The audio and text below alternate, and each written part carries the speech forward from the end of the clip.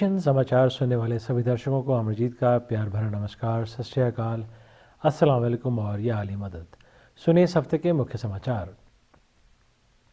आध्यात्मिक नेता एवं मानवतावादी धर्मगुरु श्री श्री रविशंकर द्वारा संस्थापित आर्ट ऑफ लिविंग ने अपना पहला आयुर्वेदिक केंद्र संघर्षग्रस्त इराक में आरंभ कर दिया है। उपराज्यपाल नजीब जंग और मुख्यमंत्री अरविंद केजरीवाल के बीच जारी तनतनी के बीच केंद्रीय गृह मंत्रालय ने दिल्ली को पूर्ण राज्य का दर्जा देने की संभावना से इनकार कर दिया है। मंत्रालय का कहना है कि दुनिया के किसी भी देश की राजधानी पूरी तरह से राज्य सरकार के अधीन नहीं है। सरकार ने गुमशुदा बच्चों की सूचना आदान प्रदान के लिए खोया पाया पोर्टल शुरू किया है। यह पोर्टल इस पर कोई भी नागरिक गुमशुदा या कहीं मिले बच्चे अथवा वयस्क की सूचना अपलोड कर सकता है। राजधानी दिल्ली और राष्ट्रीय राजधानी क्षेत्र में हो रही हल्की बारिश से मौसम सुहाना हो गया है।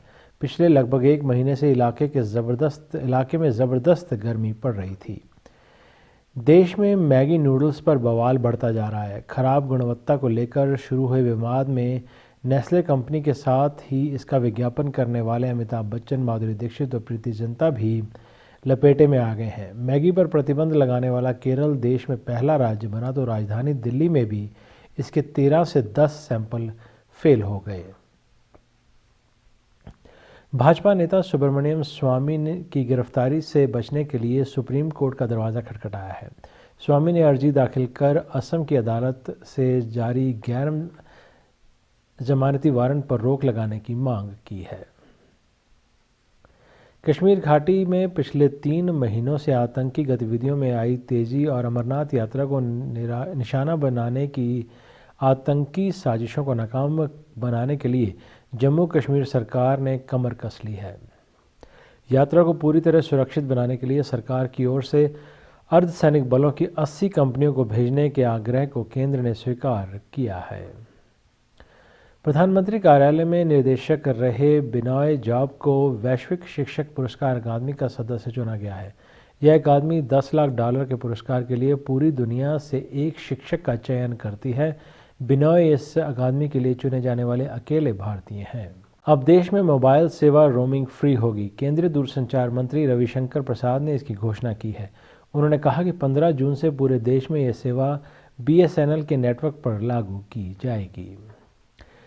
पिछले साल अगस्त में इंफोसिस का CEO बनते ही विशाल सिक्का ने हर सोमवार को टाई पहनकर आने की अनिवार्यता समाप्त कर दी है। अब कंपनी के सभी कर्मचारियों से कहा गया है कि वह सूट बूट नहीं बल्कि अपनी सुविधा के अनुसार किसी भी तरह के कैजुअल कपड़े पहनकर ऑफिस आ सकते हैं। हिमाचल प्रदेश के चंबा जिले में एक गांव में सोमवार देर रात आग लगने से 8 मकान जलकर राख हो गए। चंबा जिला मुख्यालय से मात्र 15 किलोमीटर दूर इस गांव तक पहुंचने के लिए 3 घंटे तक का सफ़र पैदल करना पड़ता है। सरकार ने विदेश में डॉलर खर्च करने की सीमा को दोगुना कर दिया है। अब लोग साल भर में $2.5 लाख की राशि विदेश में खर्च कर सकेंगे। अमूमन सुना जाता है कि सास बहू पर अत्याचार करती है, लेकिन राजस्थान में कहानी दूसरी है। वहाँ के 33 जिलों में हुए एक सर्वे के अनुसार करीब 1/3 बुजुर्ग महिलाएं अपनी बहू से पीड़ित हैं।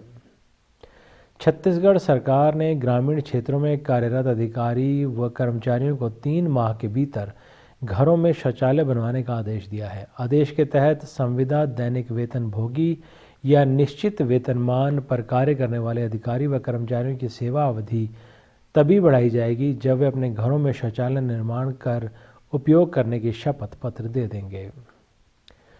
आय से अधिक संपत्ति मामले में तमिलनाडु की मुख्यमंत्री जयललिता की मुसीबतें कम होने का नाम नहीं ले रही हैं। कर्नाटक हाई कोर्ट ने जयललिता और 3 अन्य को 11 मई को सभी आरोपों से बरी कर दिया था। अब इस फैसले के खिलाफ कर्नाटक सरकार सुप्रीम कोर्ट का दरवाज़ा खटखटाएगी।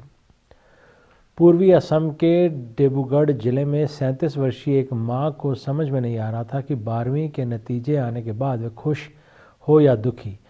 नैनमोनी बेजरूबा ने अपने 18 वर्षीय बेटे के साथ 12वीं परीक्षा दी। इसमें महिला ने अपने बेटे से अधिक अंक पाए हैं। राजकोषीय मोर्चे पर सरकार ने उम्मीद से बेहतर प्रदर्शन किया है। वह वित्त वर्ष 2014-15 में राजकोषीय घाटे की जीडीपी के 3.99% यानी 5.1 लाख करोड़ रुपए पर सीमित रखने में कामयाब रही है। वित्त मंत्री अरुण जेटली ने करेंसी पेपर की मैन्युफैक्चरिंग के लिए नई प्रोडक्शन लाइन का शुभारंभ किया। इसे मेक इन इंडिया पहल की दिशा में बढ़ाया गया कदम करार देते हुए जेटली ने कहा कि इससे सुनिश्चित होगा कि अब देशी कागज पर ही बड़े मूल्य के नोटों की छपाई होगी। लज्जा जैसे विवादास्पद उपन्यास की लेखिका तस्लीमा नसरीन को अपनी जान बचाने के लिए भारत छोड़ना पड़ा है। इस बार उन्होंने अपनी मंजिल के तौर पर अमेरिका को चुना है। इस्लामी कट्टरपंथियों से जान पर खतरे के कारण 52 वर्षीय लेखिका 1994 से ही बांग्लादेश से निर्वासित है। चीन की कंपनी ने अपने कर्मचारियों को एक ज़बरदस्त तोहफा दिया है। परफेक्ट नामक कॉस्मेटिक कंपनी ने अपने 4500 कर्मचारियों को 5 दिन की सैर के लिए नीदरलैंड भेजा है। पूर्व प्रधानमंत्री बेनज़ीर भुट्टो हत्याकांड के एक अहम गवाह ने पाकिस्तानी तालिबान संदिग्ध के खिलाफ गवाही देने से इनकार कर दिया है। स्वीडन ने संयुक्त राष्ट्र सुरक्षा परिषद में सुधारों की वकालत करते हुए भारत की स्थायी सदस्यता का समर्थन किया है। एशिया की सबसे लंबी नदी यांगसी में आए चक्रवात की चपेट में आकर मंगलवार को एक जहाज़ डूब गया। जहाज़ में सवार 458 यात्रियों में से ज़्यादातर लापता हैं। तंबाकू के कारण होने वाले कैंसर व मौतों को गंभीरता से लेते हुए कनाडा की अदालत ने तंबाकू कंपनियों पर $12 अरब का जुर्माना लगाया है। अदालत ने कंपनियों को धूम्रपान से स्वास्थ्य होने वाले खतरों की जानकारी नहीं देने का दोषी बताया है। कनाडा के इतिहास में इसे अब तक का सबसे बड़ा जुर्माना बताया जा रहा है। क्रिस्टी नीलामी घर द्वारा आयोजित नीलामी में गुलाबी रंग का मगरमच्छ की चमड़ी और 18 कैरेट सोना और हीरे से बना पर्स दुनिया का सबसे महंगा पर्स बन गया है। इसे एक अनाम खरीदार ने करीब 14.5 करोड़ रुपए में खरीदा है। अमेरिकी पुलिस ने इस साल के पहले 5 महीनों के दौरान 385 लोगों को गोली मारकर मौत के घाट उतारा। यह खबर वॉशिंगटन पोस्ट ने दी है। अमेरिकी उपराष्ट्रपति जो बिडेन के बेटे 46 वर्षीय बीयू बिडेन कैंसर से जंग हार गए। प्रधानमंत्री नरेंद्र मोदी ने बीयू के निधन पर शोक जताया है। मुंबई पुलिस ने जॉन अब्राहम की फिल्म मद्रास कैफे में काम कर चुकी अभिनेत्री लीना पॉल को मंगलवार सुबह गिरफ्तार किया है। लीना पर live in partner Shekhar Chandrashekhar के साथ मिलकर 1000 लोगों से करीब 10 करोड़ रुपए ठगने का आरोप है। वहीं आइटम गर्ल राखी सावंत को भी लीना पॉल अपना शिकार बना चुकी हैं। चर्चित हाशिमपुरा और मलियाना कांड पर बनाई जाने वाली फिल्म की शूटिंग फिलहाल पुलिस प्रशासन ने रुकवा दी है। शब बारात का हवाला देते हुए पुलिस प्रशासनिक अधिकारियों ने फिल्म की शूटिंग और होने वाले प्रेस वार्ता की अनुमति को खारिज कर दिया है। विद्या बालन को भारतीय सिनेमा के प्रति उनके उल्लेखनीय योगदान और महिला सशक्तिकरण को बढ़ावा देने के लिए सम्मानित किया गया है। उन्हें अहमदाबाद की रॉय यूनिवर्सिटी की तरफ से डॉक्टरेट की उपाधि दी गई है। इरफान खान अपनी आने वाली हॉलीवुड फिल्म जुरासिक वर्ल्ड के भारत में होने वाले प्रमोशन में हिस्सा नहीं ले पाएंगे। इतना ही नहीं, इरफान इसके इंडियन प्रीव्यू में भी शामिल नहीं हो पाएंगे।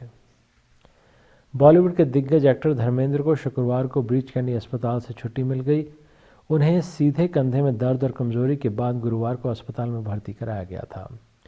भारत के अलावा कई अन्य देशों में धमाल मचाने के बाद आमिर खान की फिल्म पीके अब चीन के बॉक्स ऑफिस पर भी खूब भीड़ जुटा रही है। 1 जून तक पूरे हुए 11 दिनों में इस फिल्म ने 83.94 करोड़ रुपए कमा लिए हैं। फिल्म निदेशक सत्यजीत रे की पत्नी 98 साल की विजया का कोलकाता में स्वर्गवास हो गया। सत्यजीत रे का अप्रैल 1992 में निधन हो गया था। इसी के साथ आज के एशियन समाचार यहीं समाप्त होते हैं। अगले हफ्ते आज के दिन इसी समय सुनना न भूलिए एशियन समाचार। तब तक के लिए अमरजीत को आज्ञा दीजिए। नमस्कार, सत श्री अकाल, अस्सलाम वालेकुम और या अली मदद।